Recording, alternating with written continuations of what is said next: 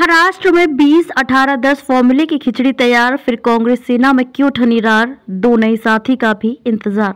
लोकसभा चुनाव 2024 के मद्देनजर महाराष्ट्र में विपक्षी महाविकास अघाड़ी के घटक दलों कांग्रेस, शिवसेना, उद्धव गुट और एनसीपी शरद पवार के बीच सीटों का बंटवारा आखिरी दौर में है।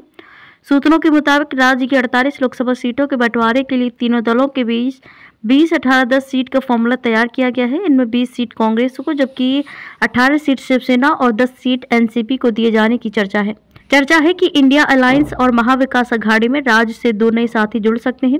इनमें एक प्रकाश अंबेडकर हैं तो दूसरे राजू शेट्टी हैं। अगर ये दोनों चेहरे और अघाड़ी गठबंधन का हिस्सा बनते हैं तो कांग्रेस उन्हें अपने कोटे से एक सीट देगी।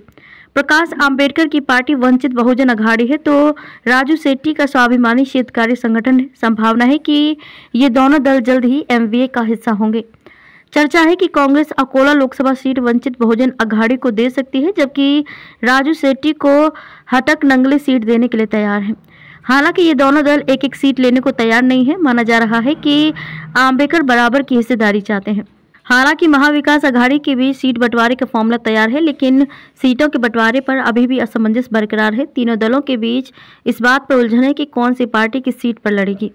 इसी वजह से कांग्रेस और शिवसेना के बीच रार ठनी हुई है। सूत्र बता रहे हैं कि कांग्रेस शिवसेना की वैसी दर्जन भर सीटों पर नजरें गड़ाए हुए हैं जहां 2019 में शिवसेना की जीत हुई थी, लेकिन वे सांसद अब एकनाथ शिंदे गुट में जा चुके हैं। ऐसे 13 सांसद हैं जो शिंदे कैंप में जा चुके हैं।